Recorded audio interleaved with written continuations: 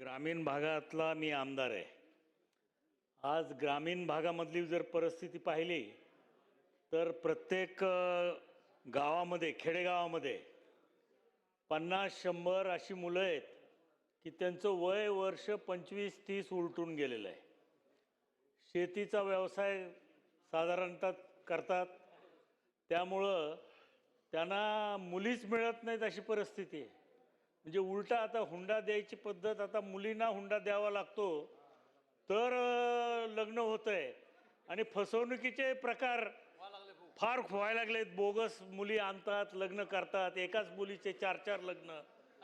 हे असे प्रकार फसवणुकीचे सुद्धा पैसे घेऊन 2.5-3 लाख रुपये हे लुटले जातात अशी परिस्थिती आहे.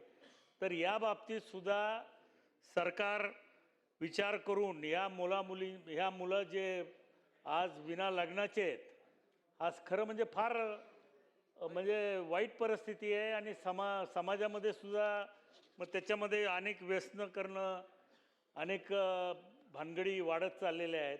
तर याचा सुद्धा विचार शासन करेल का, आणि यांना काही त्यांचे लग्न व्हावे त्याच्यासाठी सरकार काही मदत करेल का? सन्माननीय ज्येष्ठ सदस्य प्रकाशदादा सोळंके यांनी वर्तमान परिस्थितीत होणाऱ्या वास्तवाबद्दल देखील या ठिकाणी माहिती दिलेली आहे. निश्चितपणे आपण आपल्या अनुभवावरून ही माहिती सभागृहाला दिली आहे. ह्या दिलेल्या माहितीची नोंद घेऊन याच्यावर काय काय चांगली कार्यवाही आणि आपल्याकडून सूचना घेऊन याच्यावर देखील काही योजना तयार करण्यात येतील. विक्रम पाचपुते. धन्यवाद अध्यक्ष महोदय. स्पेसिफिक प्रश्न विचारा. दोन स्पेसिफिक प्रश्न आहेत. एक आता जसा प्रकाशदादांनी मुद्दा मांडला त्यानुसार अध्यक्ष महोदय माझ्या सन्माननीय मंत्री महोदयांनी उत्तर उत्तम दिलं. फक्त मला असं वाटतं की त्याच्यामध्ये रेकॉर्डवर असं केलंय की मुली मिळत नाहीत. बरोबर आहे ना?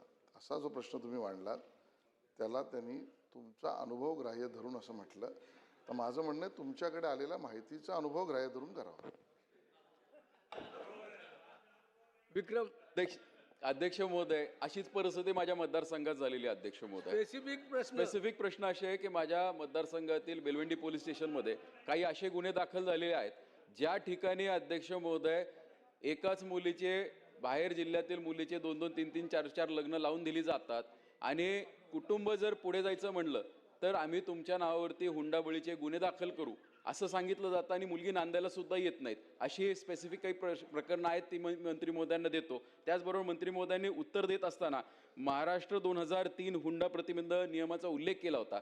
त्याच्यामध्ये एक तरतूद अशी आहे की त्रिमासिक अहवाल झाला पाहिजे. आमच्या माहितीनुसार अध्यक्ष महोदय हा त्रिमासिक अहवाल सादरही होत नाहीत आणि अनेकदा हे प्रलंबित राहतात. त्यामुळे माझे 2 स्पेसिफिक प्रश्न की हा अहवालाबद्दलची काय परिस्थिती आहे. आणि दुसरा एक महत्त्वाचा मुद्दा अध्यक्ष महोदय की ह्या कायद्याचा जो गैरवापर केला जातो, जसं आमच्या ताईंनी मगाशी सांगितलं की ह्या ज्या मोठे कुटुंब आहेत याच्यामध्ये ही प्रथा सुरू झालेली आहे. असे काही प्रकरणं मी स्वतः अनुभवतोय की श्रीमंत कुटुंबातील काही असे लोक असतात की न मागता गाडी वस्तू दिली जाते आणि काही वर्षानंतर ती भगिनी त्या तिच्या नवऱ्याला ब्लॅकमेल करायला सुरू करते की तुम्ही माझं असं ऐका, जर नाही ऐकलं तर तुमच्यावरती आम्ही गुन्हे दाखल करू. तर या गैरवापराबद्दल आपण काही मार्ग काढणार आहोत का?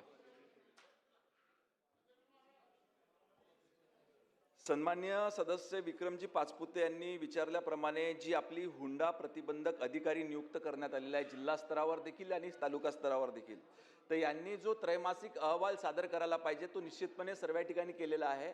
आणि जर का हा झालेला नसेल तर तो त्या ठिकाणी सादर करण्याच्या सूचना त्या ठिकाणी देण्यात येईल. दुसरं आपण एक परिस्थिती सांगितली की त्या ठिकाणी लग्नाच्या वेळेसच काही गोष्टी देण्यात येतात आणि काही वर्षानंतर त्या माध्यमातून पुढच्या व्यक्तीला मुलाला देखील त्या ठिकाणी त्रास होतो. तर अशा संबंधित स्पेसिफिक जर का तक्रारी भेटल्या तर ती परिस्थिती बघून त्याच्यावर गृह विभाग कारवाई करेल.